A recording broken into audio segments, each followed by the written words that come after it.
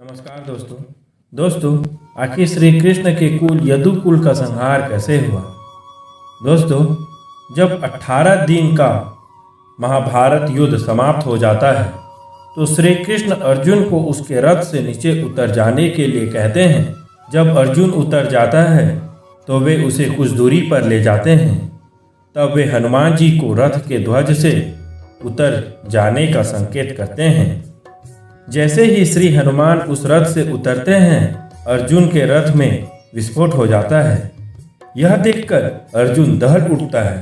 तब श्री कृष्ण उसे बताते हैं कि पितामह भीष्म, गुरु द्रोण, कर्ण और अश्वत्थामा के अस्त्रों के कारण अर्जुन के रथ में यह विस्फोट हुआ है। यह अब तक की इसलिए सुरक्षित था क्योंकि उस पर स्वयं श्री कृष्ण की कृपा थी और श्री हनुमान की शक्ति थी, जो रथ अब तक इन विनाशकारी अस्त्रों के प्रभाव को सहन किए हुए था। दोस्तों, महाभारत के युद्ध के पश्चात सांत्वना देने के उद्देश्य से भगवान श्री कृष्ण जी गंधारी के पास गए। गंधारी अपने 100 पुत्रों के मृत्यु के शोक में अत्यंत व्याकुल थी। भगवान श्री कृष्ण को देखते ही गंधारी ने क्रोधित होकर उन्हें श्राप दे दिया कि तुम्हारे कारण से जिस प्रकार से मेरे 100 पुत्रों का आपस में लड़कर नाश हुआ है, उसी प्रकार तुम्हारे यदुवंश का भी आपस में एक दूसरे को मारने के कारण नाश हो जाएगा।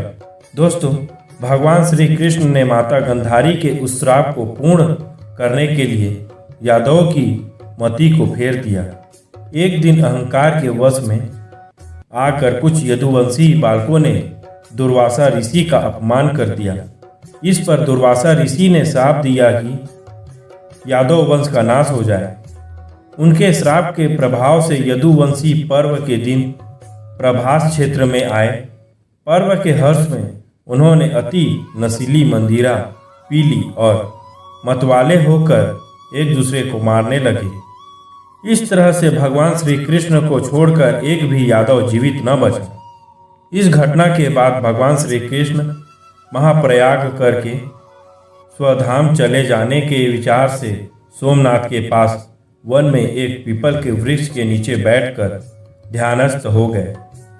जरा नामक एक बहलिये ने भूलवश उन्हें हिरण समझकर विष युक्त बाण चला दिया, जो उनके पैर के तलवे में जाकर लगा और भगवान श्री कृष्ण स्वधाम को पधार गए। थैंक यू दोस्तों। यदि वीडियो अच्छी लगी तो इस चैनल को सब्सक्राइब करें।